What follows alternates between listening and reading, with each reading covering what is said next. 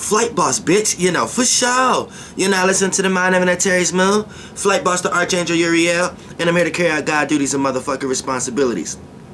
And right now I want to talk about the crutch. The cross.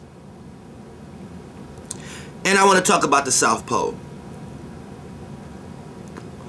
Now, you have a lot of people saying what the cross means. Then you have a lot of ancient Kemet brothers who want to say the cross lineage is the Ankh. What I'm finna talk about predates all that. Now, for the most part, this is what you need to understand. Everything comes from the stars. Everything. Your religion, your spirituality, every concept, every idea, even you, come from the lesser experiences to the more experiences to be formulated. So, all this comes from the stars. Just the ability for us to perceive something new means we have risen to another level of consciousness. Now, within this video, I need you to take out of your mind up, down, left, right until we get to things relating to each other. So, look at everything as expansion and contraction as of right now. So that it started off as small, then expansion, contraction, then, you know, the things that's formulated in between by the space and location that is in the rainbow waters that is in, that organ or whatever like that manifests things in between, so the conjunction and contraction become larger. Start from right here, boom, boom, boom, boom, boom, boom. Then a bunch of mini stuff can have the same thing within that, which helps this expand. Now, you have to look at levels of life and star systems. Now, when you're looking at levels of life, you're in a level of life that's in a level of life that's in a level of life that's in a level of life that's all traveling in the same location space. It's just one specific level of life expanding there in the astral realm as a spirit, or you know what I'm saying? And based upon the travels of how things perceived in the spirit realm, here it will perceive as something in a specific location as a frequency vibration vibrating in one spot. But it's a level of life. You have the smaller life and the bigger life. So when we look at the constellations, the solar system, our solar system, this will let you know what we are a part of. Because religion is about the stars and astrology, and the stars and astrology is about the body we are in, aka the location of space that we're actually in. How far, low, high, whatever, things of that nature, and what position do we play. Now, a lot of people don't understand this concept, and then they get into indoctrinations of it. So they would think that we're not part of a constellation or solar system, or they would think our solar system is not part of a constellation, and they would think that we're wandering or something like that. But the only reason a person will come into this idea is because maybe they are indoctrinated or religious, or if they are astrologers and they still think this way, they don't understand asterisms and Purans. So you have to understand asterisms and Purans to understand transitions and transformations. See, asterisms is just like the interstellar version of stars. So for an example, when I'm looking at you, your asterisms will be like your blood cells or something like that. So for an example, when we're looking at constellations, nebulas and smoke, you don't want no smoke, aka you don't want no element that's with that frequency vibration, but aka the nebulas or the smaller stars that have to come together to create the bigger star, so what y'all would call hydrogen or whatever like that. You have bigger versions of that and smaller versions of that, but still small relative to the larger stars. These are what you call as asterisms, constellations that lead to others. So for an example, like asteroids, and our main asterisms will be Pluto, Neptune, and Uranus, because these are the stars, aka planets, that we can gravitate and connect with in order for us to travel what's ahead of them. But see, Saturn and Pluto, Uranus and Neptune is not even necessarily part of our rotation. You see what I'm saying? So it's part of a asterism. It's part of a rotation that's next to ours, that is just that rotation, our rotation relative to each other is what keep balance between us and the constellation ahead of that. We're all interchangeably connected. So that's what an asterism is. Now a Puran is the actual positions each star is relative to each other. So this is where you start to get the concept of right, up, down, left, right. You know what I'm saying? The Puran represents the relationship between the two. So for an example, the sun may be right here, and then Uranus may be right here. So if you want to do an analysis on Uranus, then you would modify it by the relationship it's having with the other planets and the responsibility, that the energy that it carries. So once you start to dissect the relationship it has with the other planets, this is where you get to Puran, the actual positioning, the weather of that planet. You know what I'm saying? If you want to do, for an example, if you wanted to do a Puran on your sun, then you would see all the you would come with the science of trying to understand how your sun is relating to all the other planets that's squaring it. So this is where you get the concept of the this is where the Puran came from. It came from the constellation Crux, the Crux. And the constellation the Crux is just an asterism to the constellation octans, ACTANS. And the reason why you need to understand this is because everybody's so concerned with the North Pole that you don't understand that this is the South Pole. This is the group of stars that's beneath us. You see what I'm saying? Now, people think everything is about us. So anytime you look up, you think that's up. And this is what you're not understanding. All stars come together. This is where you look at organisms. I like to call them asterisms. So you look at yourself, right? You are Aries through Pisces. You have chakras. So these are the organs within you, right? The physical manifestations of the organs within you is like your heart, you know what I'm saying, your private area, your brain. So these are your chakras. So that's your solar system.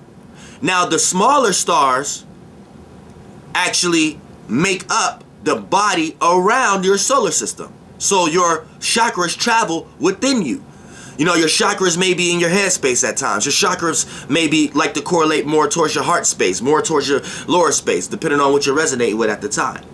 Now, what build the body around it is the other stars, the mini stars, the mini influences. You see what I'm saying? They protect the bigger influences, the bigger queen and bees, kings and queen bees, the organs, right? So these, each pore, each piece of skin, each thing that's all correlated to your head and face, that's the constellation of Aries.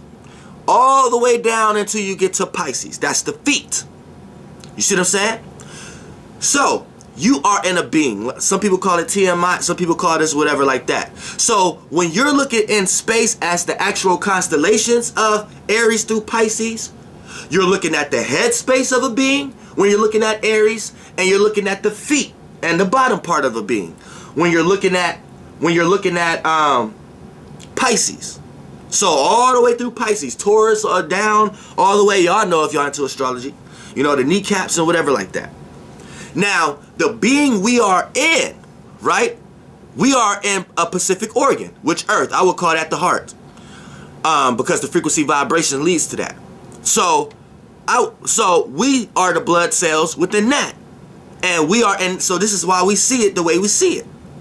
So this is why the sun is exalted in Aries. Because the sun is exalted in a person's mind, in the brain, in the head space.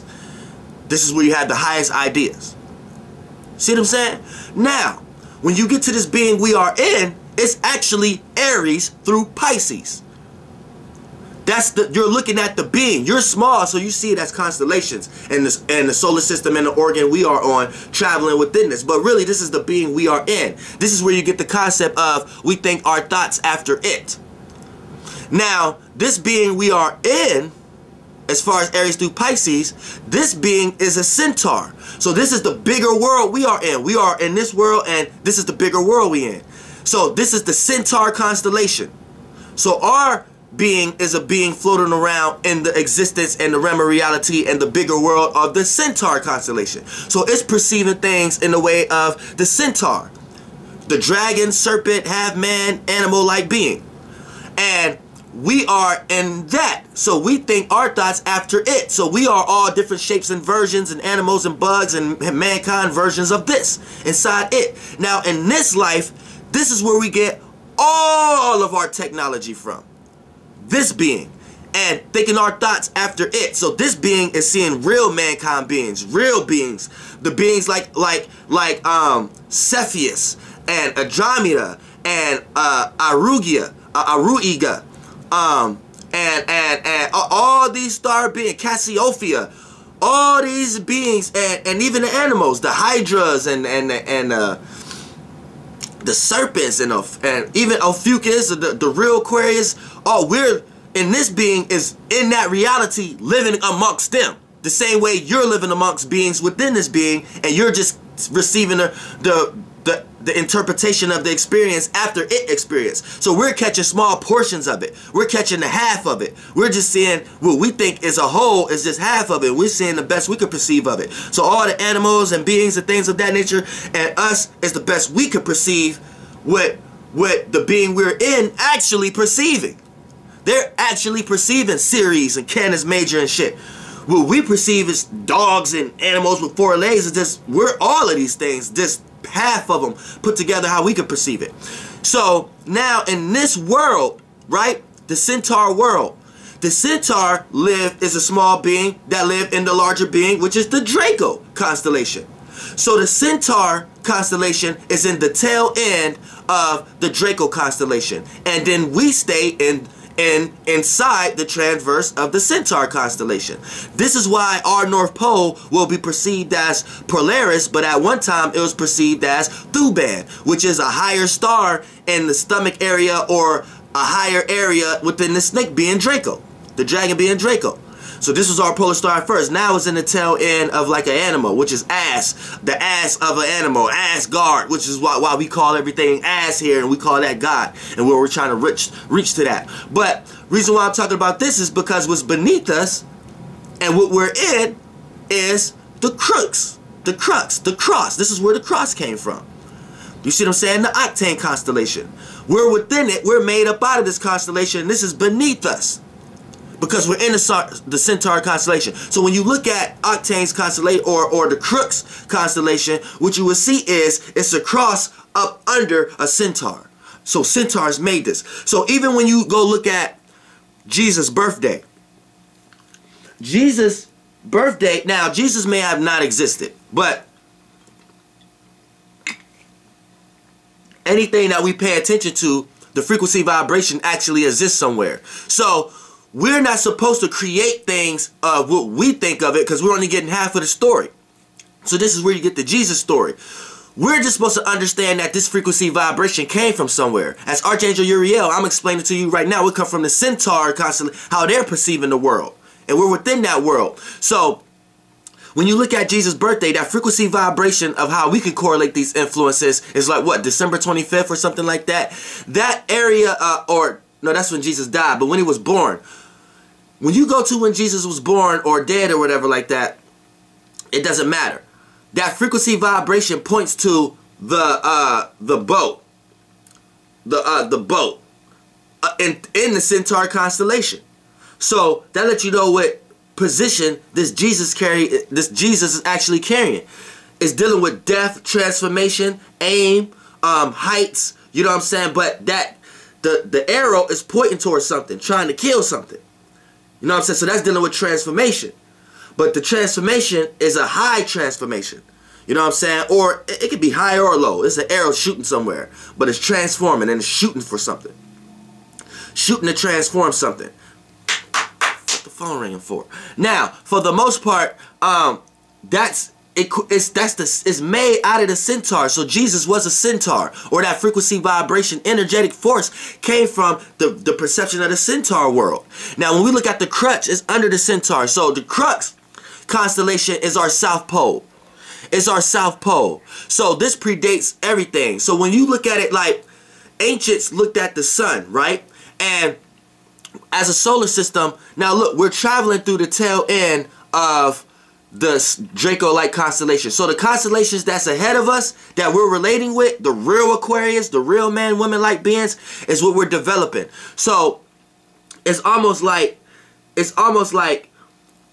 in that world, and we're in that transverse, we're in the tail end of the serpent, the dragon. So as a solar system, we're in an area of life that, from a backdrop, you can say that from our perception, we would have to look through the stars that's between Scorpio and Sagittarius. Now that area of life is us developing our bottom half. So as centaurs, being a smaller being in this constellation, we have been developing new body pieces, new bottom halves. New bottom halves. Because we're trying to rise half man, woman-like, but our bottom halves been centaur-like. It's still centaur-like. We've been developing our bottom halves. And since you look at the constellation Sagittarius through Pisces, that's the hips, Capricorn, the kneecaps, Aquarius, the shins, Pisces, the feet. So this is fairly new. Our legs, we're developing newness. So to the smallest beings, right, they're more centaur-like, all the way to the largest beings within centaur. Now we develop legs and shit like that. But this is what we've been developing, because we're in the bottom half of this Draco constellation, and our constellation, the constellation star systems that make up the bottom half of the Draco is the Centaur constellation. Then the Centaur constellation, we're within that, our solar system, our Aries through Pisces and shit like that. Now once we see the outside influences, which is constellations like Cassiopeia, the serpents, the sextans and shit like that, this is shit that's outside of us. Now under us is the crux. So this was the position that we have seen the sun take when we're developing our bottom half. So once you get to our date that you call so-called December, right, we start to get to a specific part where we see the location in space that the sun is beneath us as us being on Earth. So it's under, right? We're perceiving it under, because the Earth is rotating. So based upon where we're on, when you think you're looking up, that's not, like, I'm trying to give you the perception that that's not always up.